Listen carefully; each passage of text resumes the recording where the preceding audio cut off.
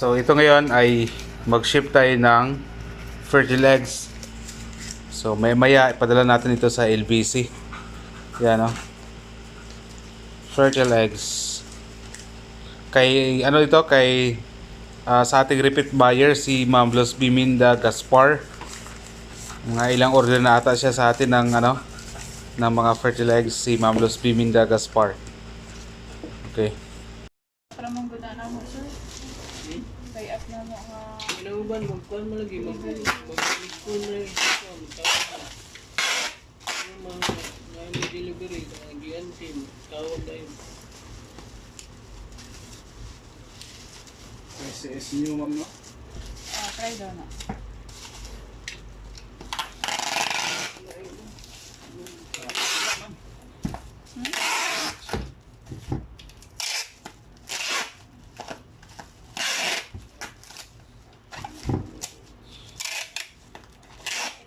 Address na. Global.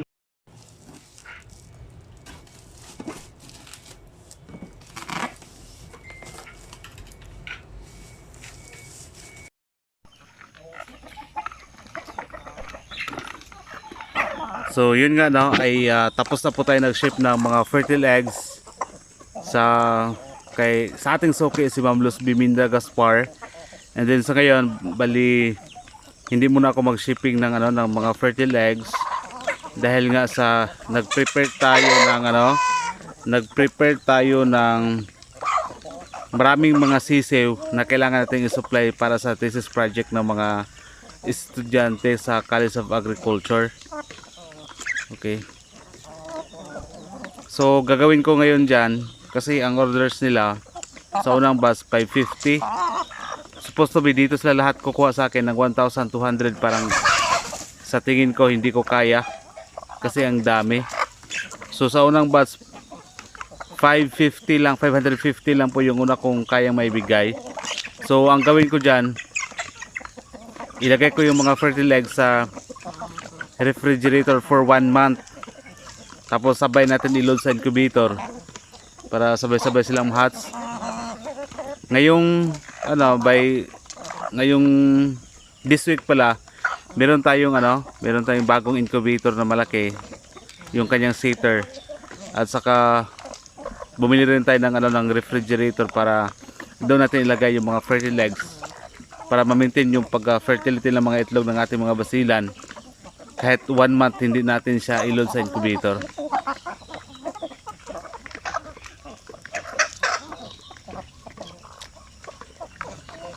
Sa tingin ko yung 400 o kaya 550 kaya natin magbenta niya ng mga sisew para sa thesis project kung una meron kang incubator at saka meron kang refrigerator kasi doon mo ilagay yung mga Fertilegs.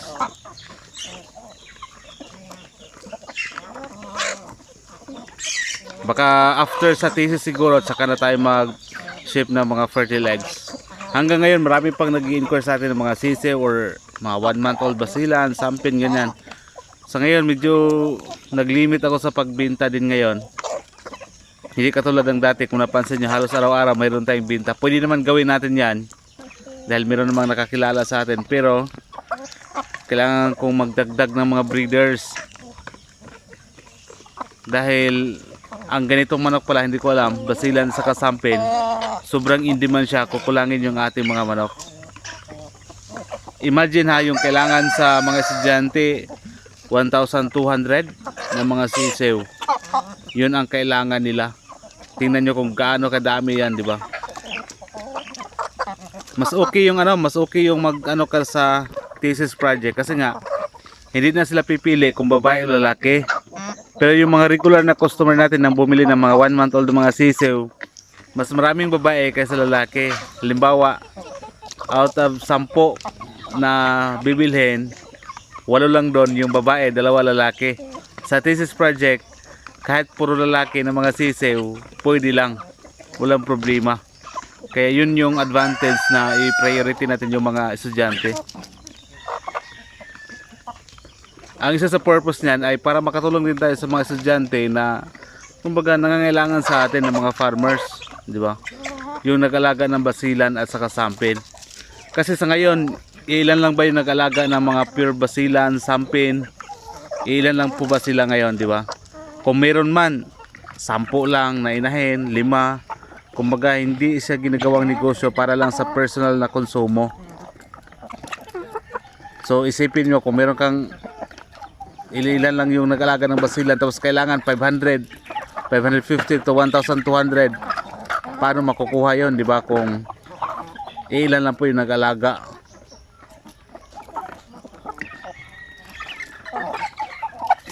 Ang gusto kasi nila, kukuha ka ng ano, mga permit, travel permit, yan, i-complain na lang natin yan kasi kailangan rin natin yan.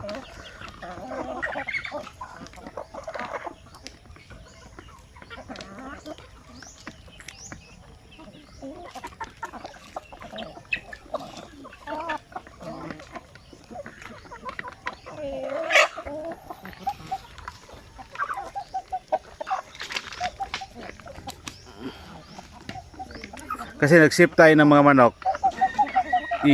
importante din yun na meron kang travel permit sa inyong mga manok.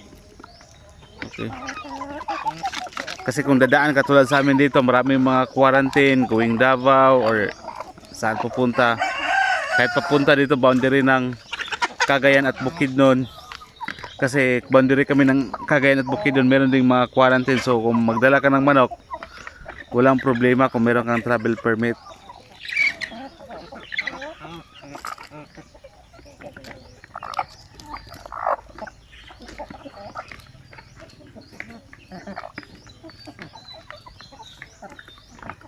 Kasi araw-araw pwede naman tayo magkolekta dito ng mga itlog, 15, 12, ganoon po. 17 na mga itlog dito sa ating mga manok. Yun nga lang, i-select natin yung mga maganda na form ng or shape ng mga itlog bago natin ilod sa incubator.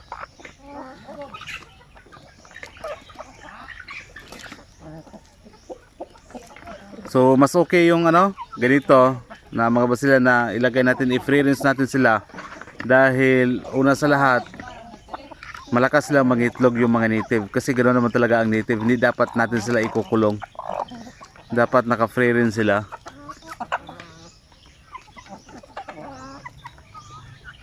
Iyon pa isa.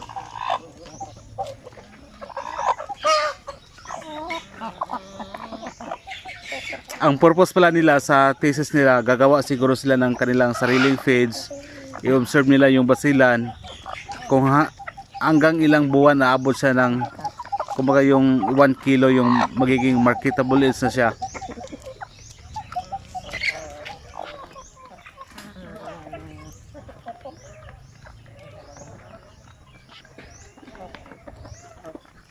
So at least no, kahit papaano yung pag-alaga ko ng mga manok dito ay maaaring makatulong din pala sa mga estudyante.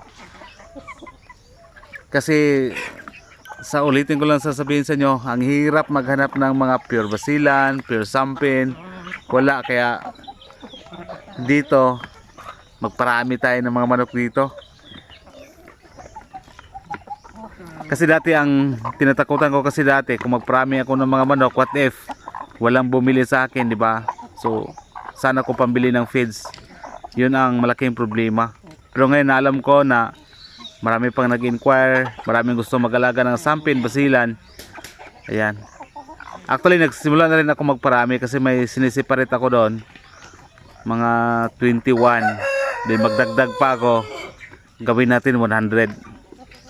Para hindi na tayo mag-ano sa ref ng mga itlog. Diretso na load sa incubator. Pero ngayon na hindi pa gano'ng kadami yung ating breeders, ayan, mag-load muna tayo sa ating ano, ilagay na lang natin yung mga fertile eggs sa refrigerator para ma-maintain yung pagka-fertile eggs.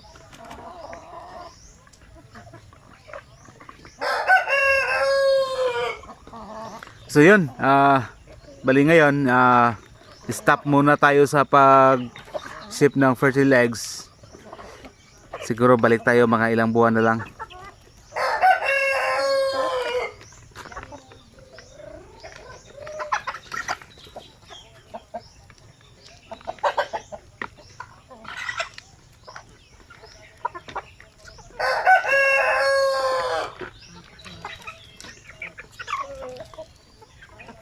ang kagandahan lang ng pagbenta ng mga fertile eggs, madali lang yung pera, di ba? Kaysa alagaan mo yung mga sisiw ng mga isang buwan. Yun. Pero kung sa fertile eggs, ang bilis lang ng pera. Kung tama lang yung presyo sa pagbenta, walang problema. Sisiw at saka fertile eggs, yun yung pina-priority ko eh. Pero sa ngayon, ang daming orders, mga sisiw.